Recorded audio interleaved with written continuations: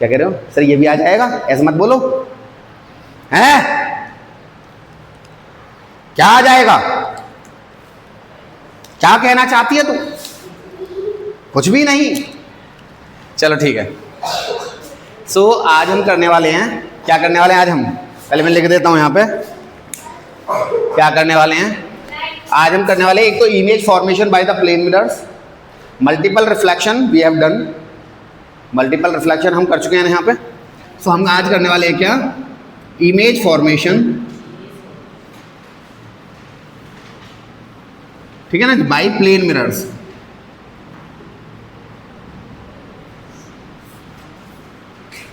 ठीक है, और साथ में अगर टाइम बच गया तो हम करने वाले हैं पार्ट्स ऑफ आई। ठीक है जी। सो स्टार्ट कर देते हैं फटाफट। सबसे पहले कर लेते हैं क्या? Image formation by the plane mirrors. अच्छा, मैंने आपको बताया था जो मिरर्स हैं वो दो तरह के होते हैं, है ना? एक होता है प्लेन मिरर और एक होते हैं स्फेरिकल मिरर।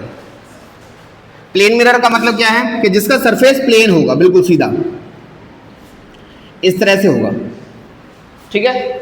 और स्फेरिकल मिरर का मतलब क्या है? जिसका सरफेस कर्व्ड होगा, या तो अंदर की तरफ या फिर बाहर की तरफ। इट मीन्स जो रिफ्लेक्टिंग सरफेस है या तो वो अंदर की तरफ धंसा होगा या फिर वो बाहर की तरफ उभरा हुआ होगा, है ना।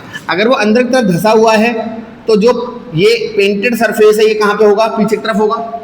इंटरनल सरफेस रिफ्लेक्टिंग होगा। इसे कनकेव का हमने नाम दिया था, है ना। लैब के अंदर हम गए थे, हमने इसे देखा था, ऑब्जर्व किया था।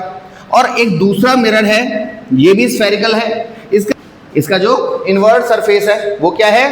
पॉलिश कर रखा है हमने, है ना। एंड देन रिफ्लेक्टिंग सरफेस आपका आउटवर्ड हो गया यहाँ पे, ठीक है भाई। तो ये हो गया प्लेन, कनकेव, कन्वेक्स। ये भी मिरर है, ये भी मिरर है और ये भी मिरर है, ठीक है ना जी।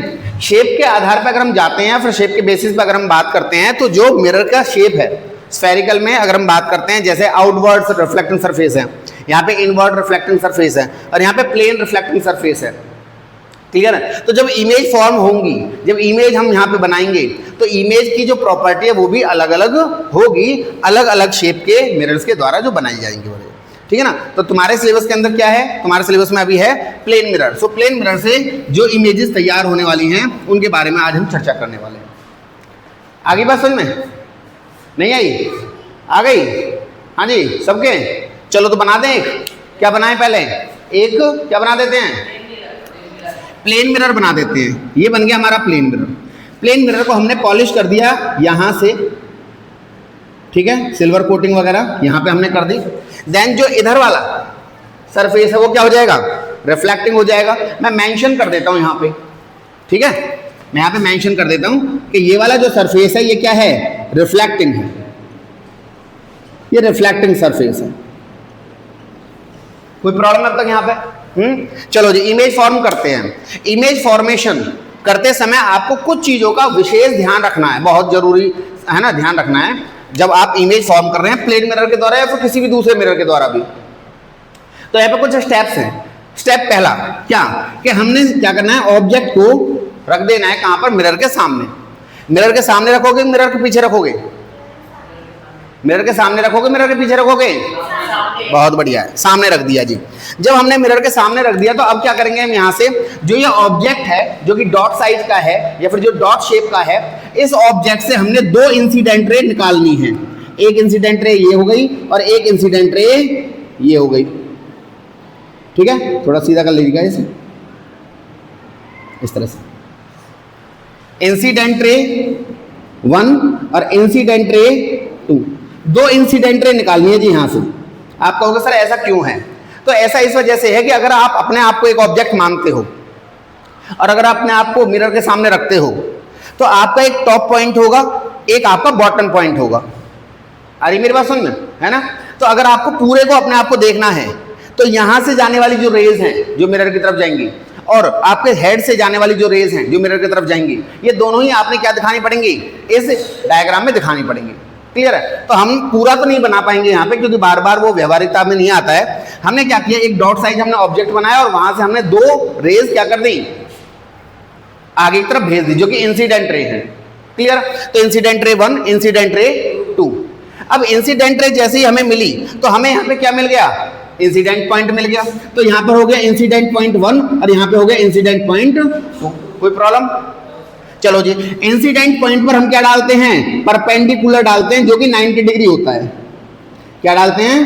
परपेंडिकुलर, जो कि क्या होता है, 90 डिग्री होता है with respect to the surface. With respect to the surface तो नॉर्मल 1 और नॉर्मल 2। कोई प्रॉब्लम है यहाँ पे अब तक? हाँ, जैसे हमें नॉर्मल मिल गया, हमें यहाँ पे नॉर्मल मिलते ही हमें मिल गया एंगल ऑफ इंसिडेंस और एंगल ऑफ इंसिडेंस, यानी कि एंगल ऑफ इंसिडेंस 1 और यहाँ पे मिल गया एंगल ऑफ इंसिडेंस 2। कोई प्रॉब्लम? हमने एक लॉ पढ़ा था यहाँ पे, क्या पढ़ा था कि angle of incidence is always equal to the angle of reflection. पढ़ा था कि एंगल आई हमेशा बराबर होगा किसके, एंगल आर के। इंसिडेंट रे, रिफ्लेक्टेड रे और नॉर्मल ये कहां पर होंगी, सेम प्लेन पर लाई करेंगे। ये भी हमने पढ़ा था, पढ़ा था नहीं पढ़ा था? हाँ जी। तो बेटा याद भी तो रखो उन चीजों को। दो नियम थे रिफ्लेक्शन के, दो नियम रिफ्लेक्शन के जो लॉज हैं, दो नियम थे। कौन कौन से थे? पहला नियम था क्या यहाँ पे, incident ray, reflected ray and normal lie on the same plane. दूसरा नियम क्या था यहाँ पे? दूसरा नियम था angle of incidence will be always equal to the angle of reflection और angle of reflection will be always equal to the angle of incidence. ऐसे भी कह सकते हैं हम यहाँ पे। क्लियर है? अच्छा जी, अब जब हमने यहाँ पे क्या कर लिया, एंगल ऑफ इंसिडेंस हमें यहाँ पे मिल गया, दूसरा एंगल ऑफ इंसिडेंस दूसरा हमें यहाँ पे मिल गया, तो हम क्या करेंगे, अब रिफ्लेक्टेड रे बनाएंगे। रिफ्लेक्टेड रे जो एंगल ऑफ इंसिडेंस 1 है उसके लिए एंगल ऑफ रिफ्लेक्शन 1 आएगा, जो कि बराबर होगा किसके, एंगल ऑफ इंसिडेंस 1 के। है या ना? चलो जी बढ़ाते हैं आगे। यहां के अंदाजे से मैंने इसे ऐसे खींच दिया यहाँ पे आगे की तरफ, ये हो गई आपकी रिफ्लेक्टेड रे। यह है रिफ्लेक्टेड रे 1, है ना। और इंसिडेंस 2 जो है ना, वहां से मैंने एक दूसरी रिफ्लेक्टेड रे खींच दी उस एंगल के हिसाब से, जो कि नीचे की तरफ जाएगी थोड़ी as compared to the reflected ray 1। Yes और नो? क्योंकि यहाँ पे एंगल ऑफ इंसिडेंस छोटा है as compared to the incidence angle 2 के। क्लियर है? तो इस वजह से जो एंगल ऑफ रिफ्लेक्शन है वो भी छोटा होगा। एंगल ऑफ रिफ्लेक्शन 1 छोटा होगा किसके, एंगल ऑफ रिफ्लेक्शन 2 के। है ना? ऐसी तो होगा, है ना। देन ये दोनों रेज अब क्या होंगी, आगे की तरफ ट्रेवल करती रहेंगी। यहां तक किसी बच्चे को कोई प्रॉब्लम? चलो जी, इमेज फॉर्मेशन के लिए जो अगली कंडीशन है वो ये, अगली कंडीशन ये है कि जो रिफ्लेक्टेड रे 1 और रिफ्लेक्टेड रे 2 इनको आपस में क्या होना है, मिलना है। इनको आपस में क्या करना है, लेकिन मुझे तो लग नहीं रहा कि ये मिलेंगी कभी। एक जा रही है बदरपुर, एक जा रही है बल्लभगढ़, ऐसी तो हो रहा है? या फिर एक जा रही है आश्रम, एक जा रही है मेहरौली की तरफ। तो ये मिलेंगी क्या? ये नहीं मिलने वाली। अगर ऐसा होता है जहां पर दोनों रिफ्लेक्टेड रेज वास्तव में नहीं मिल रही हैं, वहां पर हम क्या करते हैं, एक सिचुएशन क्रिएट करते हैं। क्या सिचुएशन क्रिएट करते हैं? जो ये रिफ्लेक्टेड रेज हैं, इन रिफ्लेक्टेड रेज को पीछे की तरफ मिलाने की कोशिश करते हैं। कहां पर? पीछे की तरफ। पीछे की तरफ कहां, मतलब मिरर के पीछे। कहां पर? मिरर के पीछे। तो हम क्या करेंगे, यहां पे वर्चुअल लाइन खींचेंगे इस तरह से। ये वर्चुअल लाइन हम डॉटेड बनाने वाले हैं, क्योंकि ये वर्चुअल है तो थोड़ा अलग दिखाने के लिए। क्लियर? और जो ये रिफ्लेक्टेड रे 2 है इसको भी एक्सटेंड करेंगे ऐसे पीछे की तरफ। अब जब पीछे की तरफ एक्सटेंड करेंगे तो हमें लगेगा कि हाँ यार अब ये मिल जाएंगी कहीं ना कहीं। अब क्या होंगी, ये मिल जाएंगी आगे की तरफ ऐसे। ये एक्सटेंडेड रेज हैं, वर्चुअल हैं, रियल नहीं है। रियल रेज तो ये जा रही, एक आश्रम की तरफ, एक मेहरौली की तरफ। हमने तो क्या किया है, स्केल लगाया, पीछे की तरफ एक्सटेंड कर दिया। जब पीछे की तरफ एक्सटेंड किया तो जो यहाँ पे ये वर्चुअल रेज हमने एक्सटेंड कर दी हैं, ये जहां पर भी मिली हैं वहीं पर आपकी इमेज बन जाएगी। ये रही इमेज, ये रहा ऑब्जेक्ट। हाँ जी बता दीजिए किस किस को समझ में आ गया? फिर से एक बार रिकॉल कर दूं। हाँ, हमने एक ऑब्जेक्ट बनाया, उस ऑब्जेक्ट से कितनी इंसिडेंट रे निकाली? 2 इंसिडेंट रे निकाली। अलग अलग एंगल पर वो क्या हुई? मिरर के साथ स्ट्राइक किया उन्होंने, है ना। मिरर के जब साथ उन्होंने स्ट्राइक किया तो हमें यहाँ पे 2 इंसिडेंट पॉइंट मिल गए, incident point 1, incident point 2। Clear. उन इंसिडेंट पॉइंट पर हमने क्या किया? नॉर्मल खींची है, नॉर्मल 1, नॉर्मल 2। क्लियर। नॉर्मल 1 के साथ इंसिडेंट रे 1 जो है वो एंगल बना रही है incidence 1, angle of incidence 1। Clear. जो नॉर्मल 2 है, नॉर्मल 2 के साथ इंसिडेंट 2 जो है वो एंगल बना रही है कौन सा? Angle of incidence 2। आ रही है बात समझ में? है। इसके बाद यहाँ पे रिफ्लेक्शन का प्रक्रम स्टार्ट होगा, है ना। जो इंसिडेंस 1 लाइट, ये है लाइट रे जो है वो अपना रिफ्लेक्शन करेगी और जो इंसिडेंट 2 है वो अपना रिफ्लेक्शन करेगी। क्लियर है। हमने यहाँ पे क्या किया? Incidence angle will be always equal to the angle of reflection, इसका हमने क्या किया? उपयोग किया एंड देन रिफ्लेक्टेड रे निकाल डाली। जब रिफ्लेक्टेड रे निकली तो हमें पता चला कि रिफ्लेक्टेड रे 1 और रिफ्लेक्टेड रे 2 अलग अलग डायरेक्शन में जा रही हैं। इमेज फॉर्मेशन के लिए इन दोनों रेज को मिलना चाहिए था, बट क्योंकि ये अलग अलग डायरेक्शंस में जा रही हैं तो ये मिलेंगी नहीं, ये संभव ही नहीं है। अगर रिफ्लेक्टेड रे जो वास्तव में है अगर उनका मिलना संभव नहीं है तो हम हमेशा क्या करते हैं? रिफ्लेक्टेड रेज को पीछे की तरफ क्या करते हैं? एक्सटेंड करते हैं, पीछे की तरफ बढ़ाते हैं और वहां पर हमें एक मैटिंग पॉइंट मिल जाएगा। ठीक है ना जी। जहां पर भी ये मीट कर रही हैं वहीं पर आपने क्या करना है? इमेज का उद्घोष कर देना है कि ये इमेज हमारी बन गई। बता दीजिए कोई परेशानी किसी को? कितने स्टेप हो गए? पहले ऑब्जेक्ट को लाओ, फिर इंसिडेंट रे निकालो, फिर इंसिडेंट पॉइंट निकालो, फिर नॉर्मल खींचो, फिर एंगल ऑफ इंसिडेंस निकालो, फिर according to the angle of incidence angle of reflection निकाल डालो। क्लियर है। और एंगल ऑफ रिफ्लेक्शन जब निकलेगा तो रिफ्लेक्टेड रेज भी निकल आएंगी। जब रिफ्लेक्टेड रेज निकलेंगी तो इन्हें मिलाने की कोशिश करो। जो वास्तविक रिफ्लेक्टेड रेज हैं, जो रियल रिफ्लेक्टेड रेज हैं, ये तो मिलेंगी ही नहीं मिलेंगी ना। तो ये मिलेंगी नहीं तो फिर हमें क्या करना है? इन्हें पीछे की तरफ एक्सटेंड कर देना है। अब तो ये जरूर मिलेंगी, जहां पर ये मिल रही हैं वहां पर आपको इमेज बना देनी है। कोई प्रॉब्लम? बहुत बढ़िया बात है। अब जो ये इमेज है, इस इमेज की कुछ प्रॉपर्टीज भी होती हैं, कुछ कैरेक्टरिस्टिक्स भी होती हैं, तो हम यहां पे प्रॉपर्टीज के बारे में पढ़ लेते हैं। Image formed by the plane mirror की क्या पढ़ रहे हैं? प्रॉपर्टीज पढ़ रहे हैं। तो हम यहां पे क्या लिखेंगे? Properties of image formed by the कौन सा मिरर है? Plane mirror. कोई प्रॉब्लम? हाँ जी। इसको हम एक हेडिंग बना देते हैं बढ़िया सी, है ना, कलरफुल, कुछ ऐसा जो याद रह जाए आप लोगों को, क्योंकि आपकी छोटी सी मेमोरी है, 1-2 GB की, जल्दी भर जाती है। पिछले वालों को फिर डिलीट करना पड़ता है अगले वालों तक पहुंचने के लिए। चलिए जी, अब पहली प्रॉपर्टी पढ़ते हैं जी यहाँ पे। तो देखना, पहली प्रॉपर्टी, या फिर ऐसा करते हैं, प्रॉपर्टी पढ़ने से पहले कुछ चीजें समझा देता हूं मैं तुम्हें। क्या चीजें समझा देता हूं? तो देखो ध्यान से, जो ये मिरर है और जो ये ऑब्जेक्ट है, जो ये और जो ये, बहुत बढ़िया, इनके बीच में एक डिस्टेंस भी तो होगा। इनके बीच में डिस्टेंस भी तो होगा। क्या ऑब्जेक्ट मिरर से कितना दूर रखा है? क्यों मेरे बच्चे?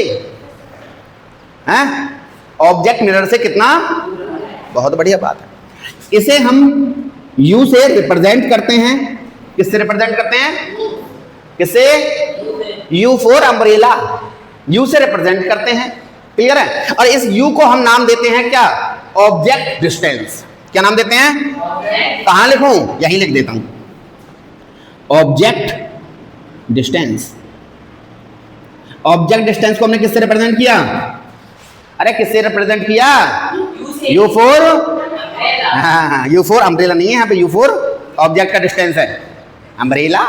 LKG निकलाओ बाहर।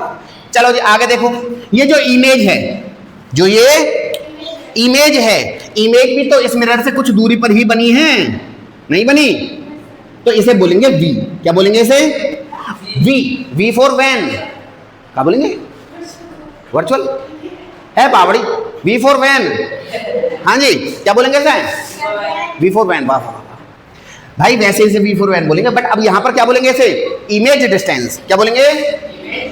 तो यहां पर हो गया इमेज डिस्टेंस, जो कि किससे रिप्रेजेंट कर रहे हैं? बहुत बढ़िया बात है।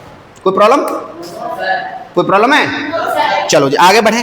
जो ये ऑब्जेक्ट है, जो ये बहुत बढ़िया, इसकी कोई हाइट भी रही होगी, रही होगी। अब मैं खड़ा हूं मिरर के सामने, मैं ऑब्जेक्ट हूं, तो मेरी कोई हाइट तो होगी ना। मैं तुम्हें खड़ा कर दूं, तुम्हारी कोई हाइट तो होगी ना। ऐसा थोड़ी कोई डॉट हो तुम, बिल्कुल। अगर डॉट होते तब भी उसका कुछ ना कुछ डायमेंशन होता ही, अगर उससे बहुत बेहतर तरीके से अगर जांचा जाए तो हमने यहाँ पे बात की कि जो ऑब्जेक्ट है उसकी हाइट भी कुछ ना कुछ होगी। क्या होगी?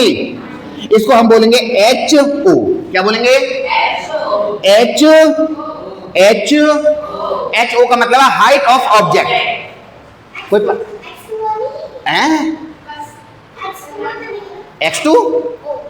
X2 बावड़ी कहाँ केमिस्ट्री में घुस रहे हो तुम यार, हद कर रहे हो तुम भी। चलो जी, जो यहाँ पर इमेज बनी है बेटा, इस इमेज की भी तो कोई ना कोई हाइट रही होगी। इसे क्या बोलेंगे? H I. क्या बोलेंगे? H I. एच आई किसको रिप्रेजेंट कर रहा है? Height of image. Very good. और ये किसे रिप्रेजेंट कर रहा है? Height of. बहुत बढ़िया, पहुंच गए तुम जहां पहुंचाना चाहता था मैं तुम्हें। कोई परेशानी? चलो जी आगे बात करते हैं। अब फटाफट आ जाते हैं कहां पर? इमेज जो है ये, उस इमेज की प्रॉपर्टीज पर। सबसे पहली बात क्या है? पहली प्रॉपर्टी क्या होगी? जितना डिस्टेंस ऑब्जेक्ट का होगा मिरर से, उतना ही डिस्टेंस इमेज का होगा मिरर से। इट मींस यहां पर U बराबर हो जाएगा V के। कब की बात है ये तब की बात है जब इमेज बनाई जा रही है किसके साथ? प्लेन मिरर की हेल्प से। किसी को कोई डाउट? दूसरी बात क्या होगी यहां पे? The height of the object, लेकिन यहां पे थोड़ा सा उल्टा बोलना पड़ेगा हमें। क्या?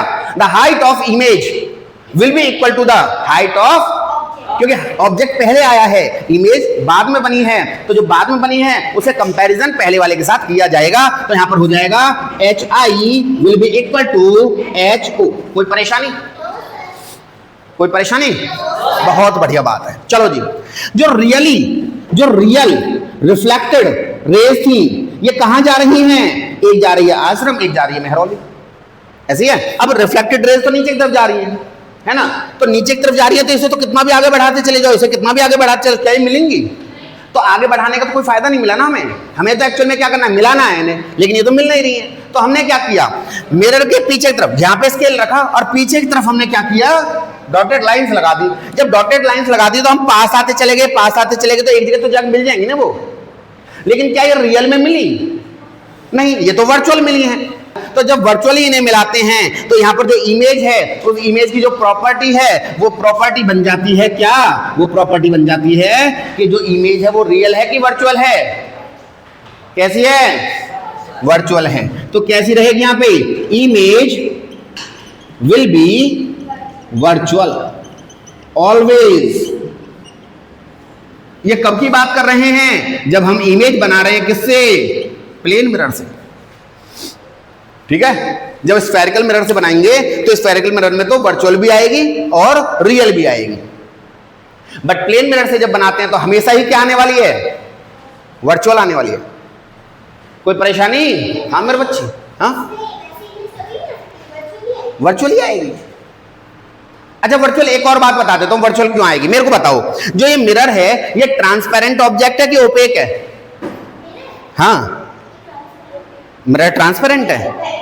हाँ जी, जो मिरर है वो ओपेक है कि ट्रांसपेरेंट है? ओपेक है। बिल्कुल, वेरी गुड, ओपेक है। अगर ये ओपेक है तो इसके पीछे क्या लाइट रे जा सकती है? नहीं जा सकती, इसको क्रॉस ही नहीं कर पाएगी क्योंकि ये तो ओपेक है ना। लेकिन उसके बावजूद भी जो इमेज बन रही है वो कहां बन रही है? मिरर के पीछे। तो मिरर के पीछे तो इमेज जब बनती ना, जब वहां पे लाइट जाती, लेकिन लाइट तो वहां पे जा नहीं सकती क्योंकि मिरर तो ओपेक है। तो इट मींस जो हमने इमेज बनाई है वो इमेज कैसी बनाई है? वर्चुअल की रियल? वर्चुअल। क्योंकि रियल तो तब बनती जब एक्चुअल में लाइट रेज मिलती हैं, लेकिन लाइट रेज तो जाएंगी ही नहीं पीछे क्योंकि वो ओपेक है। लेकिन फिर भी हमने पीछे की तरफ इमेज बना दी है, तो it means image will be virtual और रियल? वर्चुअल और रियल। इसीलिए मैं कह रहा हूं the image will be virtual always. The image formed by the plane mirrors are virtual always, we can say. कोई परेशानी? हाँ भाई साहब, कोई परेशानी? तीन चीज अभी तक बताई है, तीनों चीजों को फिर से रिकॉल कर देता हूं। पहला, ऑब्जेक्ट का डिस्टेंस और इमेज का डिस्टेंस कैसा रहने वाला है? अभी मैं तुम्हें व्यवहारिकता में बताऊंगा कि सच में ऐसा होता है। Height of the object and the height of the image कैसी रहने वाली हैं? सेम। ठीक है ना जी। जो इमेज है उसकी प्रकृति कैसी रहने वाली है? वर्चुअल। कैसी रहने वाली है? वर्चुअल। Very good. आगे बढ़े? हाँ, आगे बढ़े। इसको थोड़ा सा व्यवहारिकता में ले आता हूं, फिर उसके बाद अगला पॉइंट बताऊंगा जी। अब अगला पॉइंट क्या है उसको थोड़ा सा बाद में बताएंगे, पहले हम व्यवहारिकता में आ जाते हैं। मेरे को बताओ आप लोग, जब आप अपने घर के जो मिरर है उस मिरर के सामने खड़े होते हो तो अपने आप को कहां देखते हो? मिरर के अंदर या फिर मिरर के बाहर? मिरर के, ये रहा वो अंदर। मैं यहां पे खड़ा हो गया, मैंने अपने आप को देखा तो मैं कहां देखूंगा अपने आप को? अंदर। पहली बात, ठीक है ना जी। Image will be formed always behind the mirror.